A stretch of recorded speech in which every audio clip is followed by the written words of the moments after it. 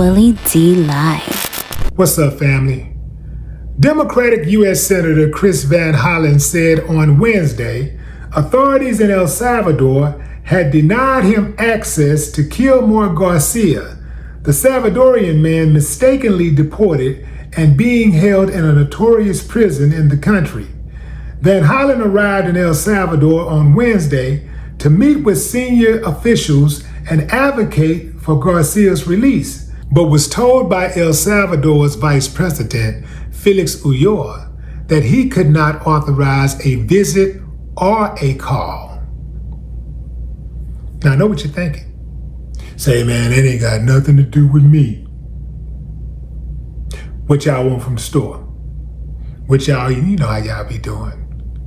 Here's the thing, fam, and this is why I'm speaking on it. He's not done. They illegally deported dude to another country. Do you understand the magnitude of doing something like that? When somebody can just arbitrarily send someone to another country illegally, and not just send them to another country, but put them in jail. One of the most notorious jails in the world, one of the most notorious prisons in the world. Trump and his goons deported Buddy illegally. And they're paying El Salvador to house him. This is what I'm trying to get to, fam. If he can do that to one citizen who's in America legally, he can do it to two. He can do it to three. He can do it to 300. He can do it to 3,000. He can do it to 300,000. He can do it to 20 million. There is no limit. See, there aren't any checks and balances going on right here, fam. Whether you support Trump or not, we're talking about due process, something that is supposed to be afforded to every citizen in America. Every citizen, no matter what you think about them. You're supposed to be afforded due process. The man was just snatched off the street and sent to another country to be held pretty much hostage.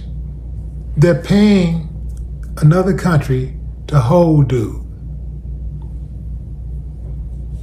Who's to say it won't happen to you next? Because they're already snatching up black folks off the streets and illegally putting them in prisons, putting false cases on them. They've been doing that since forever. What's going to stop them from taking it a step further and saying, you know what? Let's just start picking them off one by one and sending them to another country. Not to another country where you can start over and perhaps, build a life.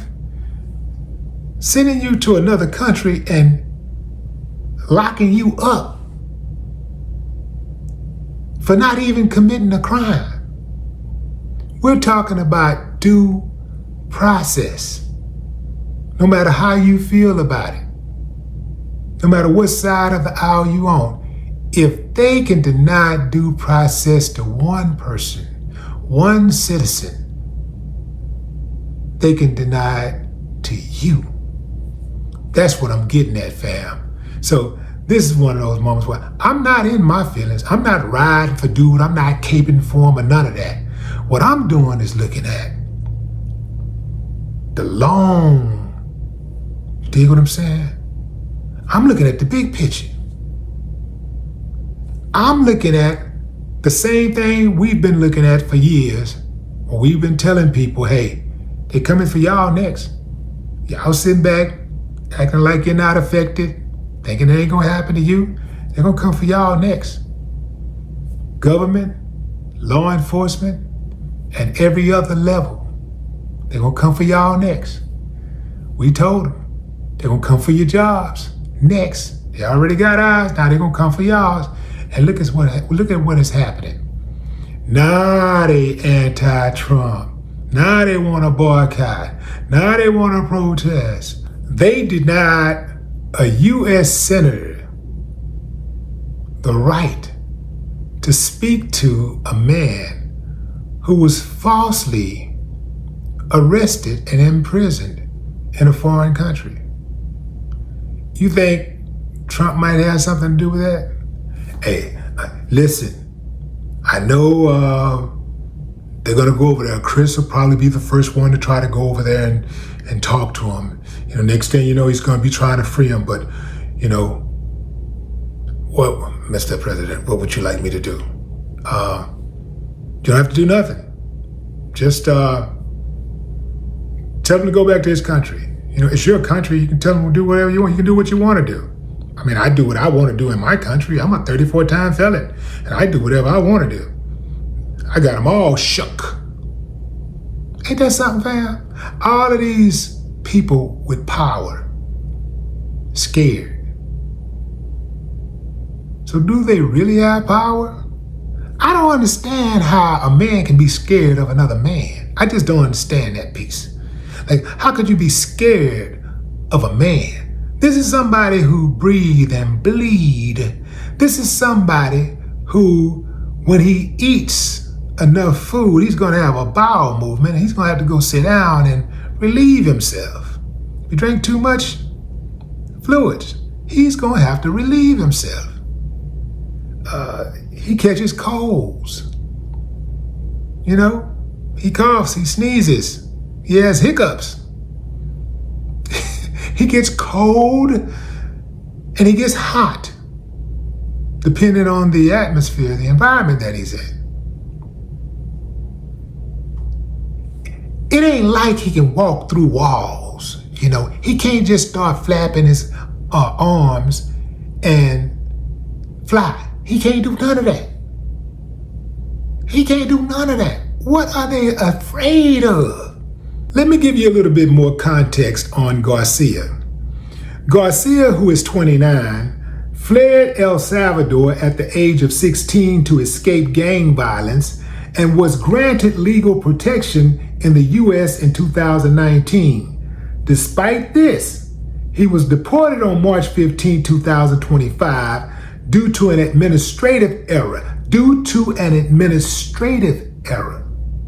The U.S. Supreme Court unanimously ordered the Trump administration to facilitate his return, but the administration contends it lacks authority to compel El Salvador to release him. So, let me get this straight. They did not lack authority to compel El Salvador to take him, but they lack authority to compel El Salvador to release him. Yeah, right. Yeah, right. The Supreme Court ruled against Trump 9-0. Y'all know that's Trump's Supreme Court. 9-0. That's significant because they usually don't vote unanimously on anything. But they agree on this one. Wonder how that's gonna work out. Like he can get rid of him now. Well, ain't no telling with him. But what say you, fam? Drop a comment. I'd love to hear your thoughts. No more talk.